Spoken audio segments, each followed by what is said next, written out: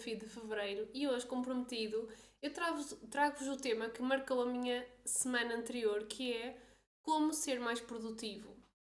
Eu ando a ler um livro que quem não me acompanha nas redes sociais não tem visto, mas aconselho-vos a seguir porque eu leio vários livros sobre empreendedorismo, sobre negócios, sobre como ser mais produtivo, sobre toda esta parte mais consciente e todas as semanas lanço o resumo daquilo que eu aprendi no livro que estou a ler durante essa semana. Portanto, quem segue por lá já sabe que eu ando a ler o 4 horas por semana e já tem aqui alguns truques que eu dou e que eu apliquei e fizeram a diferença na minha vida.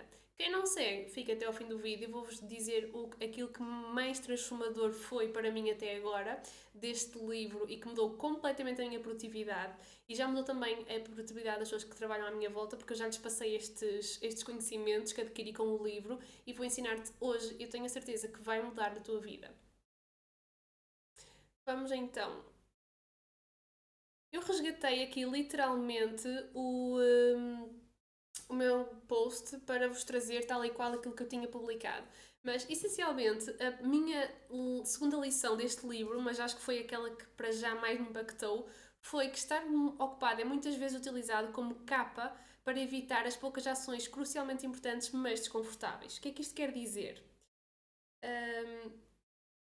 Muitas das vezes nós ficamos em tal pânico e tão estressados de ter tudo, tanta coisa para fazer e estar tudo muitas das vezes desorganizado, que nós não conseguimos ter foco e priorizar. Muitas das vezes é fazível aquilo que nós temos, mas nós passamos tanto tempo ocupados em pensar que estamos ocupados e a sentir aquele stress que não nos permite ter foco e organizar as tarefas. Este livro apresenta uma solução que eu acho brilhante de como resolver esta questão. Então, ele defende que, o Tim Ferriss, que é o autor do livro, defende que há duas abordagens possíveis para tu aumentares a tua produtividade. E elas são inversas uma da outra e, portanto, podes usar uma ou podes utilizar a outra, ver qual é que faz mais sentido para o teu tipo de dificuldades. A primeira é a lei de Pareto e diz-nos que tens que limitar as tuas tarefas ao importante para encurtar o tipo de trabalho. Ou seja, a lei de Pareto, no fundo, é uma lei que faz um 20-80, ou seja, que diz que 20% das tuas ações dão-te 80% dos teus resultados e tu tens que perceber quais são essas 20% e focar-te nelas. E poder ou delegar o restante ou, como Tim Ferriss diz, se puder não ser feito, então exclui. Primeiro vê, pode excluir ou não pode excluir. Se puder excluir, obviamente exclui. Se não puder excluir, vê. Podes delegar, não podes delegar. Se puderes delegar, delega. Só se não puder ser excluído e se não puder ser delegado é que vai ser uma tarefa que tu vais fazer e vais definir a prioridade para perceber em que dia da semana é que vais fazê-la. Então, se tu limitas as tuas tarefas com este processo do pode ser excluído ou pode ser delegado, tu vais encurtar o teu tempo de trabalho, porque vais ter menos tarefas, logo vais trabalhar menos tempo. Mas depois ainda há outra, que é a lei de Parkinson, e esta aqui é aquela que eu aplico, que é quase, ok, esqueci-me. No fundo é encurtar o tempo de trabalho para limitar as tarefas importantes. Ou seja, eu defino que eu já não defino tarefas, eu defino tarefas com tempos na minha agenda. Se eu abrir o meu calendário no meu telemóvel hoje, até posso fazer esse exercício convosco, vocês veem aqui que. Oi, assim. A minha agenda está cheia, porque eu bloqueio esta hora eu vou fazer X, a hora a seguir eu vou fazer Y, já pedi à minha equipa, à equipa onde eu pertenço também, que só se for muito urgente é que me dê tarefas para o dia para eu conseguir ter domínio sobre a minha agenda e portanto eu faço aqui estes blocos e eu sei que tenho X tempo para fazer determinada coisa porque no tempo a seguir eu vou estar a fazer outra coisa. Por exemplo, agora eu vou ter uma reunião cerca de 40 minutos, portanto eu tenho que gravar este vídeo em 10, 15, 20 minutos no máximo para poder almoçar, ver a ata da reunião e rever e depois entrar para a reunião. Portanto, isto está tudo muito programado e faz com que eu me foque e consiga fazer as tarefas. Só tenho 20 minutos para fazer este vídeo, eu vou fazer o vídeo em menos de 20 minutos. Se eu tiver aqui 4 horas, se calhar primeiro vou ver o que é que eu vou dizer, depois ainda vou fazer um scroll no Instagram, depois vou pensar e vou treinar e vou engonhar aqui algum tempo e só depois é que vou efetivamente entrar em ação e gravar. Isto pode ser muito limitativo e pode fazer com que as tarefas demorem muito mais tempo do que aquilo que efetivamente elas poderiam demorar à partida. Portanto, isto é a minha técnica. Eu defino, só tenho 20 minutos e vou fazer o melhor que eu tenho naqueles 20 minutos e ponto. É como se eu tivesse uma entrega ao fim daqueles 20 minutos, porque senão não é execuível e são as últimas tarefas que eu vou deixar por fazer. Então, agora eu vou-te mostrar o que é que eu aprendi que mudou o meu dia a dia e que me tornou 3 vezes mais produtiva. Regra número 1. Nunca comeces a trabalhar sem uma lista clara de prioridades. E, se possível, faz a lista no dia antes. Eu admito, nem sempre o faço no dia antes porque estou cansada e não me apetece estar a pensar que o meu cérebro está sempre a trabalhar. É muito difícil desligá-lo e é muito difícil eu permitir-me, ok, chega, agora vou só existir. E se eu pensar nas tarefas que eu tenho para o dia seguinte, admito que por vezes isso dá-me alguma ansiedade e começo já a pensar em coisas, como é que eu vou resolver determinadas coisas. Então, às vezes, tento fazer só de manhã, mas faço literalmente quase ainda na cama, tipo acordo, faço os meus exercícios matinais e antes de abrir o que quer que seja, eu vou definir o que é que eu quero fazer. Antes de falar com quem quer que seja, eu vou definir o que é que eu quero fazer, porque aí eu estou a pôr as minhas prioridades à frente das prioridades das outras pessoas. E então traz-me este foco. Caso contrário, se tu não fizeres isto, tu vais perder muito mais tempo do que aquilo que era necessário, porque vais estar a enrolar, vais estar a ocupar o teu tempo a preocupar-te porque tens imensa coisa para fazer. E, como eu costumo dizer, preocupação é uma pré-ocupação, é tu estás pré-ocupado a fazer alguma coisa que não devia estar a ser feita naquele momento. E esta lista de tarefas ajuda-te a tirar essa preocupação. Depois, priorizar tarefas que podiam ser feitas só em 2050. Se podem ser feitas só em 2050, exclui, ok? Não são para fazer. E deixar com que as prioridades dos outros sejam as tuas. Quando nós trabalhamos em equipa, quando nós trabalhamos com muitas pessoas no dia a dia, basta entrar num chat de equipa e que está toda a gente tititi ou no WhatsApp isto e aquilo, isto e aquilo, isto e aquilo, e às tantas tu já não tens as tuas prioridades, tu estás só a dar resposta e a resolver a dos outros. E aí o teu trabalho fica para trás e chega às 6 da tarde ou às 7 ou whatever, se tiveres um horário mais fixo e tu começas a perceber que não fizeste nada daquilo que tinhas para fazer, estiveste sempre a socorrer os outros e agora vais ter que ficar mais não sei quanto tempo para desenvolver as tuas tarefas. Porquê? Porque colocaste o outro em primeiro lugar, porque não tinhas as tuas tarefas definidas. Regra número 2. Nunca podes ter mais do que 2 tarefas cruciais por dia. Ever. Para te ajudar a selecionar, tenta pensar que se isto for a única coisa que eu faço no meu dia, qual é a ação que eu posso fazer que mais resultados me vai trazer e que eu vou ficar mais satisfeito por ter concluído, ok? Que é melhor para o meu negócio. Eu só poder fazer 2 coisas, quais são aquelas que eu tenho mesmo que fazer porque vão trazer resultados positivos. Ou que vão precaver resultados negativos, também pode acontecer. E o que acontece se eu não fizer isto? Ou será que vale a pena adiar as tarefas cruciais para o fazer? Tenta olhar mesmo para as tarefas e priorizá-las, pôr quase nem como se fossem carruagens de um comboio, uma tem que estar em primeiro, outra tem que estar em segundo, e só 2 é que têm mesmo obrigatoriamente de ser feitas, porque aí vai-te permitir ter esse foco.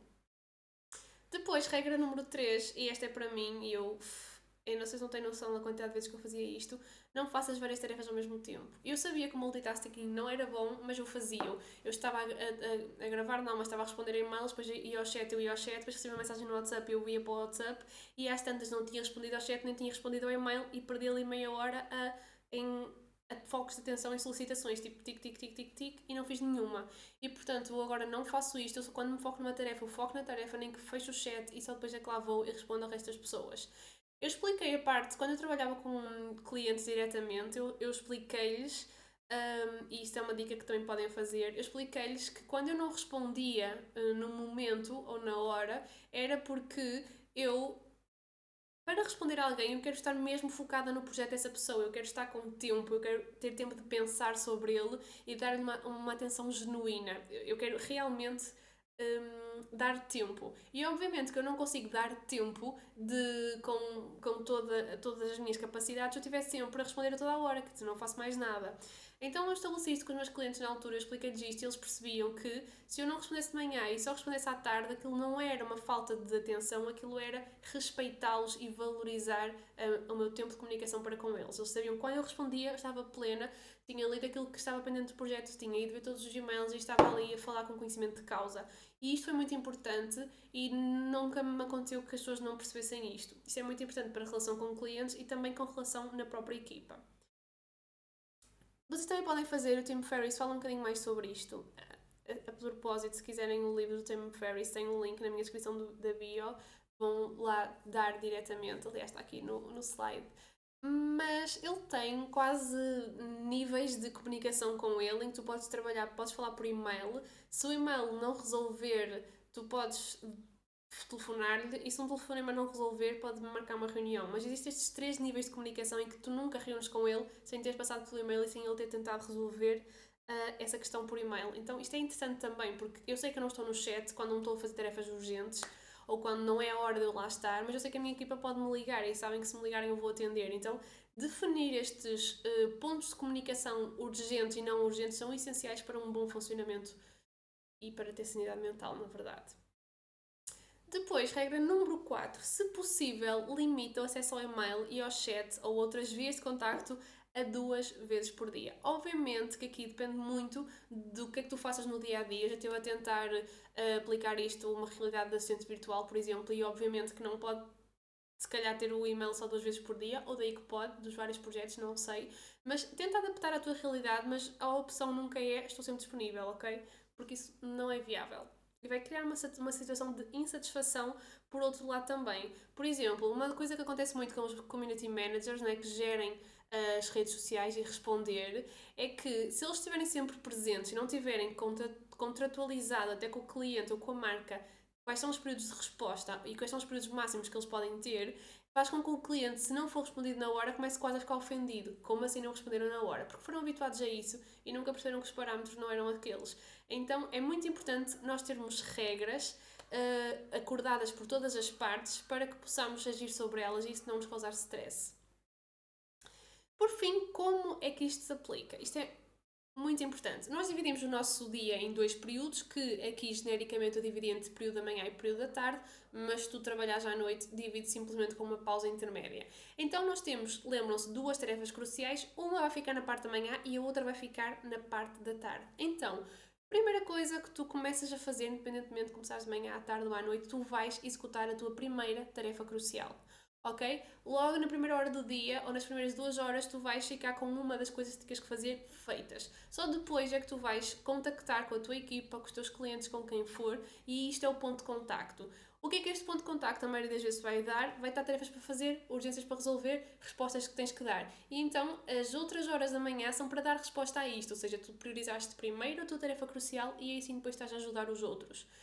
Mesmo que, eu estou a dizer ajudar os outros, atenção que no meu papel ativo na Digital Up, o meu trabalho é ajudar os outros, ou seja, não é tipo, ai, eu sou incrível, estou sempre a ajudar. Não, o meu papel é estar ali para ajudar no que for preciso em todas as partes, portanto, mas isso também não pode inibir o desenvolvimento das minhas tarefas, não é? Então temos que saber gerir. Depois, pausa para almoço, ok, resolveste todos os pendentes, vais almoçar, nunca, por favor, depois de resolverem, voltem ao chat, porque senão vão ter mais e mais e mais. E se tiverem equipas como eu, que trabalham em várias horas do dia, eu consigo das 8 da manhã à 1 da manhã estar a responder, porque está sempre lá alguém, porque trabalham em horas diferentes, por isso não façam isto. Resolveram os pendentes, ok, tenham às 10 da manhã, urgências resolveram até às 10 da manhã, não vai morrer ninguém, se vocês forem almoçar, ok? Isto é muito importante, que é, vocês não trabalham nas urgências, portanto, vamos ter método para a vossa sanidade mental. E não só, e também para a qualidade do trabalho que vocês entregam. Depois, voltam de almoço e o que é que vocês vão fazer? Vão executar a vossa segunda tarefa crucial do dia. E só aqui vocês já fecharam aquilo que era essencial que se fosse feito. Se o vosso dia acabasse aqui, o essencial estava lá. A seguir, voltam ao e-mail ou ao chat ou ao ponto de contacto com equipas, com clientes, o que for, e voltam a resolver questões pontuais ou questões urgentes que tenham surgido. E neste processo, vocês conseguiram ter 2 pontos de contacto, ter resolver urgências 2 vezes por dia e executar 2 tarefas cruciais. Para fechar, fazer uma lista das prioridades para o dia seguinte, ou seja, definir quais são estas 2 prioridades cruciais. Eu não sei explicar como é que isto mudou a minha vida, porque eu comecei a ter atividades cruciais. Imaginem, há coisas que eu sei que tenho que fazer, mas já não vou pôr para fazer 4 na terça, eu vou já dizer que aquela vai ser para a quarta, e a outra vai ser para a quarta à tarde, e a outra vai ser para a quinta. E quando me chega uma solicitação da equipa, eu já sei dizer, olha, só consigo neste dia, esta hora. Então as coisas estão muito mais organizadas e eu não sinto esta sobrecarga, eu sinto que eu vou dividindo as coisas pelos meus dias, que eu tenho uma visão a médio prazo que não é tudo no dia de hoje. Ok? Não façam, não cometam o erro de ter uma lista em que todas as vossas tarefas estão como se não houvesse dias. Imaginem, o que eu tenho para fazer? E tenho ali uma lista de 50 coisas que vocês vão demorar nem sabem quanto tempo, mas que sabem que é inviável fazer aquilo num dia. Óbvio que há uma sensação de sobrecarga gigante e que isso vai afetar a vossa produtividade, porque vocês vão se sentir assoberbados com informação, com coisas, com tudo. E é uma questão de organização, não é uma questão de vocês não conseguirem fazer tudo no mesmo dia. E pronto, isto era o conteúdo que eu tinha para vos mostrar. Eu tenho estado a ajudar algumas pessoas com esta componente, pessoas do meu círculo, não é? Que me perguntam sobre isto, ou não sei. Ultimamente, com o novo confinamento, mais pessoas estão a trabalhar digitalmente e acho que isto está a causar mais ansiedade. E isto mudou completamente a minha produtividade, mudou a minha vida até, assim, um aspecto macro, porque eu consegui fechar projetos e situações que já tinha pendentes há algum tempo e que ainda não tinha conseguido resolver. Aliás, só que está aqui na descrição do post tudo que eu consegui fazer numa semana só. Eu acho que as pessoas à minha volta começaram a achar que eu não dormia e eu garanto-vos que eu durmo sempre, não sei quantas horas por dia, porque eu não uso despertador. Isso vai ser assunto para outro vídeo. Eu não faço parte do 5am Club, não é? Do clube das 5 da manhã. Eu faço parte do clube das pessoas que não usam despertador, que foi inventado por mim. Palmas. Eu um dia falo-vos sobre isto. Mas é isto. Amanhã o assunto que vamos falar é qual é o teu tipo de negócio. Existem vários tipos de negócio. Existe o negócio startup, existe o negócio macro e microempresas, existe o lifestyle business, que é o negócio lifestyle como estilo de vida. E vamos falar sobre isto tudo. Quais as vantagens, quais as desvantagens, para tu tentares perceber qual é que é o teu tipo de negócio. É muito importante que estejas alinhado. Muitas das vezes nós estamos frustrados porque não temos este alinhamento feito e que estamos num negócio que não é o nosso tipo e que estamos a construir algo porque não pensámos nisto previamente. Porque se estás a pensar que construir uma marca, ou se tens uma marca e ainda vais ter tempo de reposicionar-te, ouve este vídeo porque te vai certamente ajudar. Então, até amanhã. Bye!